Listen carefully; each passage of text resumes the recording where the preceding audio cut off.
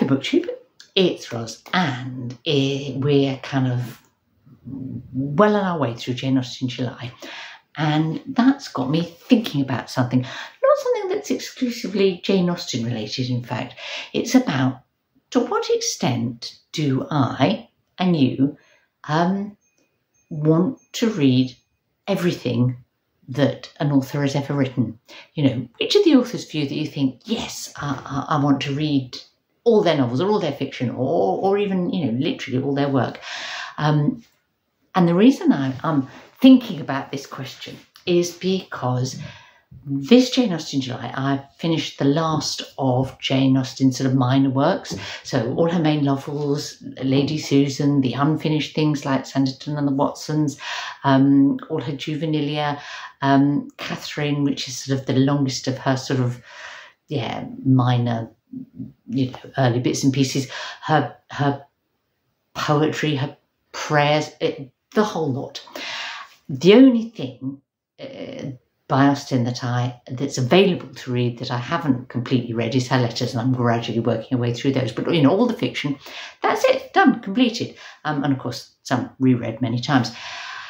And this made me think about the fact that that's actually really unusual for me to set to read everything. But I think maybe there are other people that's more important too, that you might choose to do that a fair bit.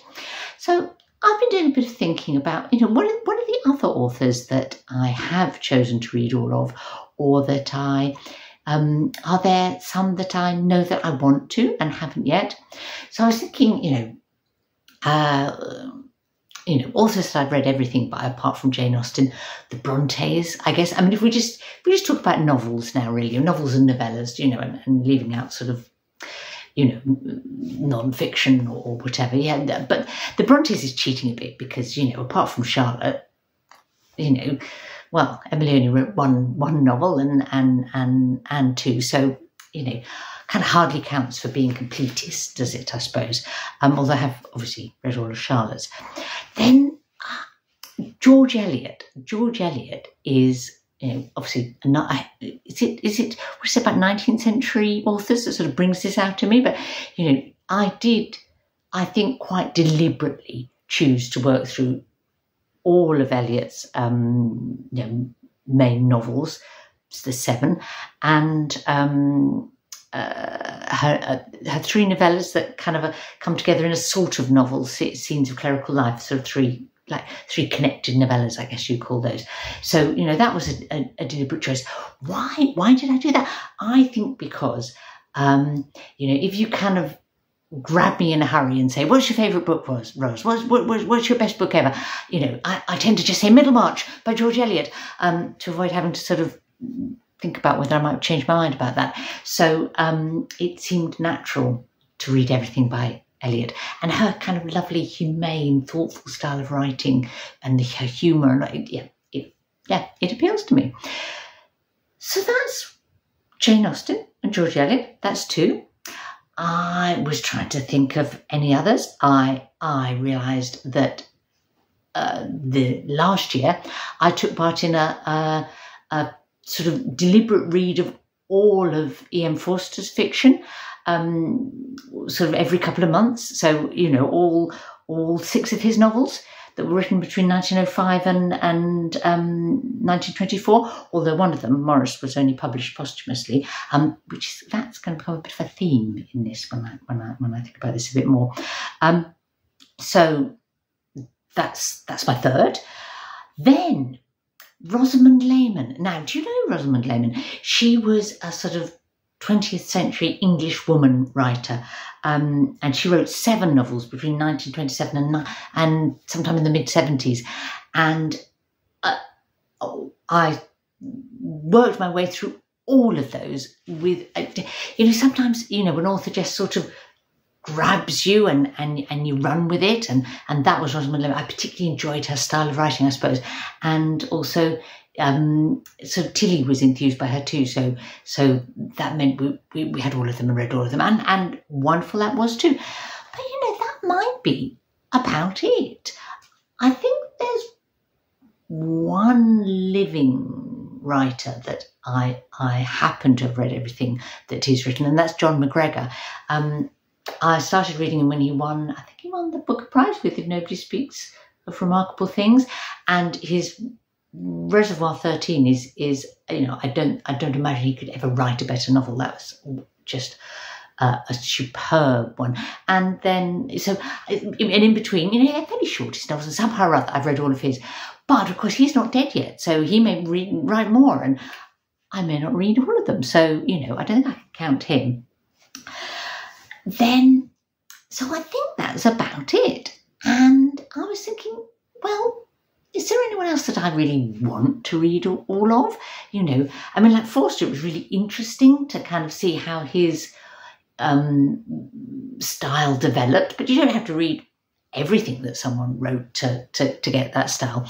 And you'll notice that all the ones that I've read all of, they've all got, it's all around sort of 6, 7, 8,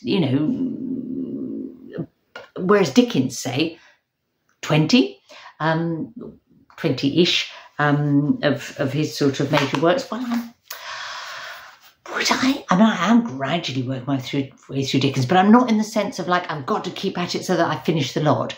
And as for, there's authors that I absolutely love, like Trollope, say, but, no way in the world am I going to set out to read everything he wrote. I think, more than 40 novels, I think. Balzac would be another, his is even more, I don't know, 50 plus probably, and even something a bit more sort of light-hearted like Agatha Christie. I've read a lot of Christie to the point where I don't actually know which I've read or not read, but I'm very, very sure that I'm not likely to read all how many, 60 or so I think probably she's written. I don't know, I haven't got the exact number, but something like that. So I think though that there are some novelists or writers that I really would like to read all their fiction. And so I'm going to name 5 that I think I'm going to commit to the idea that I will read all of them. Okay?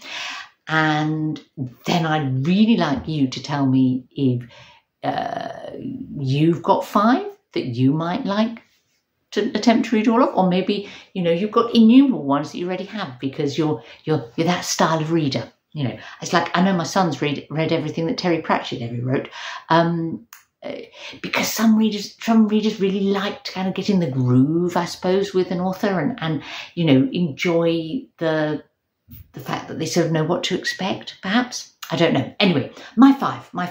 So I'm going to start with the furthest back and come closest to the present day.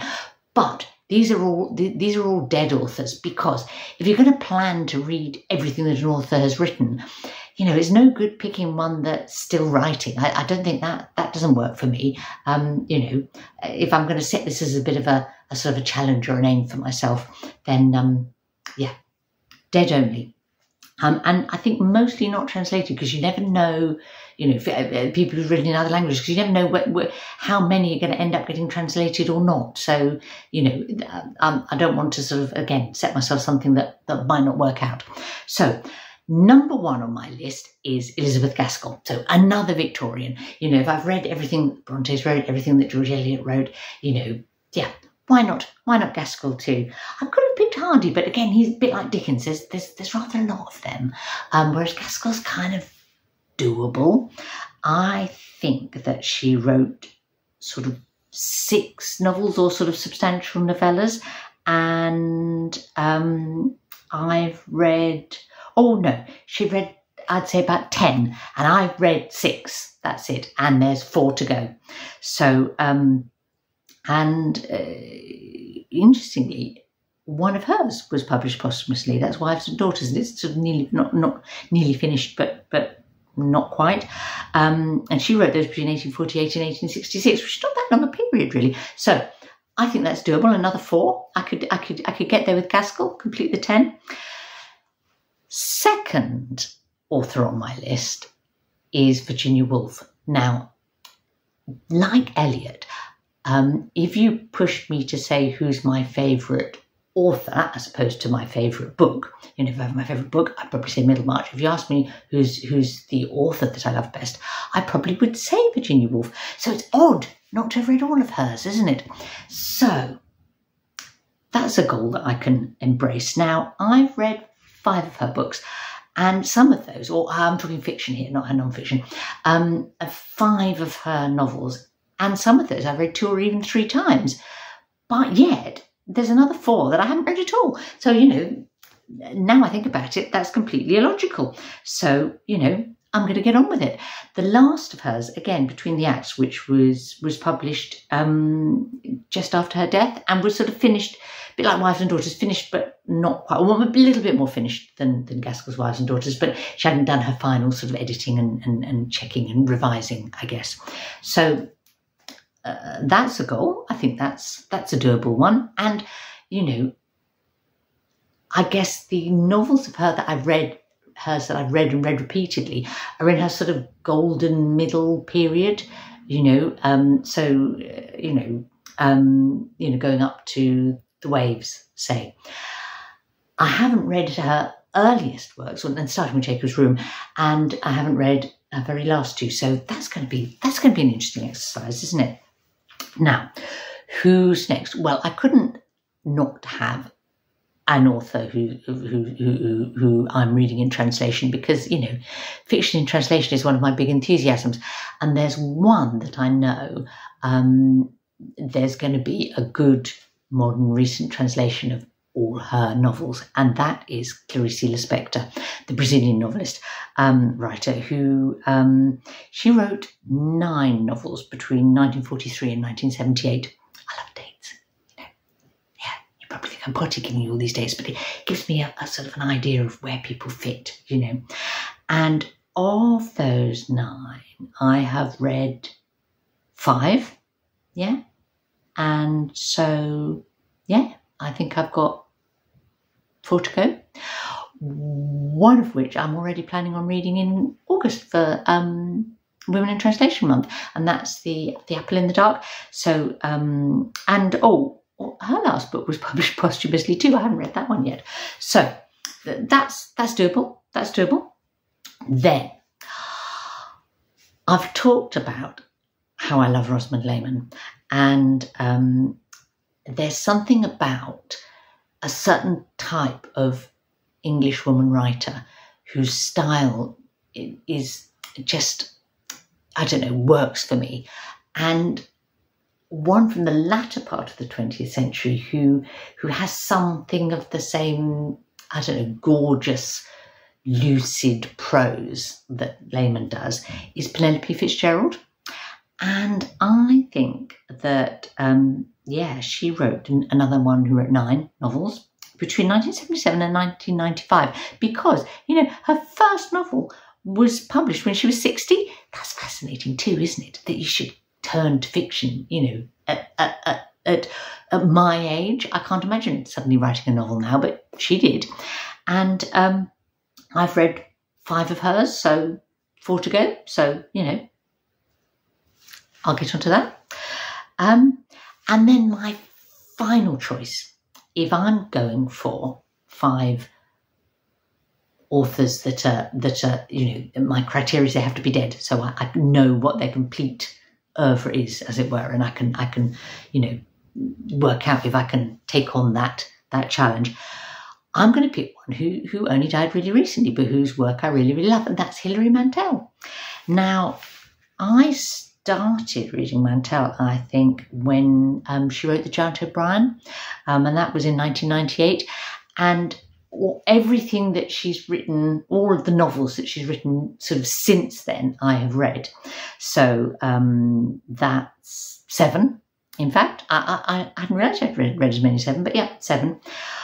But there's a whole batch that she wrote before The Giant O'Brien, and I think one of those 7 was before, but there's another 5 that she wrote, you know, before The Giant O'Brien that I haven't read, and I think that's doable, even though one of them is this great big fat tome about the French Revolution. But, you know, if it's Mantel, it's going to be brilliant, isn't it? So it's got to happen.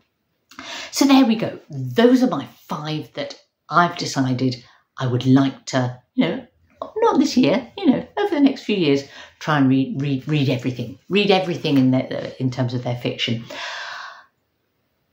This also got me thinking whether there's any still living writers that I think I may end up wanting to read everything that they've written eventually. I think Ali Smith is probably on that list. I've read about 8 of her books, I think, and there's I don't know, a handful that I haven't. I don't know, maybe 2 or 3.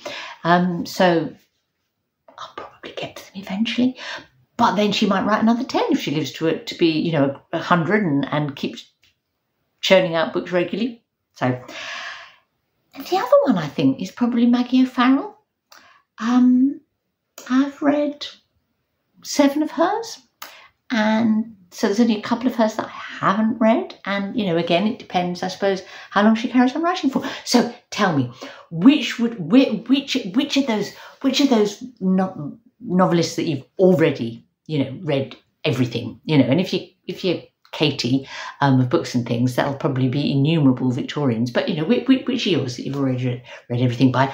Do you have a few that you think that you will read everything by, and any living writers that you suspect might ultimately fall into that category? I would love to know. And if you're someone who makes videos, why not make a video about it? But otherwise, stick it in the comments and inspire me with your choices.